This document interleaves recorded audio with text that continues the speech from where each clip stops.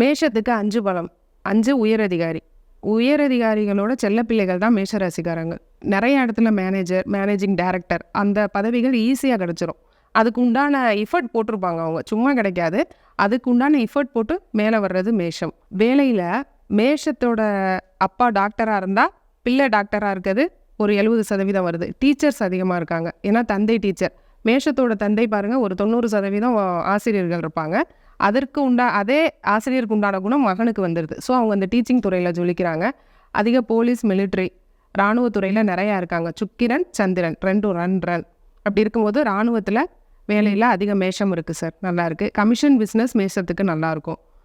இட புரோக்கர் பண்ணுறேன், டாக்குமெண்ட் ரிலேட்டடாக பண்ணுறேன், பத்திரம் எழுத்தகம் வைக்கிறேன், அதெல்லாம் மேஷத்துக்கு சூப்பராக வரும். வீடு, மனை, வாகனம் சம்மந்தப்பட்ட தொழில் எல்லாமே பண்ணலாம். ஏன்னா சூரியன் லக்னத்தில் பலமாயிட்டார், உச்சமாயிட்டார். 5 அதிபதி லக்னத்தில் உட்காரும்போது வீடு, மனை, வாகனம் கண்டிப்பாக செட் ஆகி வரும். அதற்கு உண்டான பேஸும் அவங்கள்ட்ட இருக்கும், அறிவும் இருக்கும்.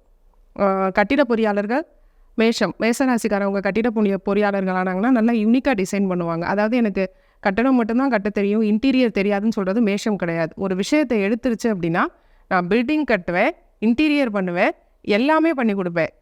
ஃப்ரண்ட் டு எண்டு வரை எல்லாமே நான் தான் அப்படின்னு அது உள்ளே போய் இன்டெப்த்தாக அதோட நாலேஜை வளர்த்துக்கிட்டு பண்ணுறவங்க டெடிகேஷன் மேஷம்.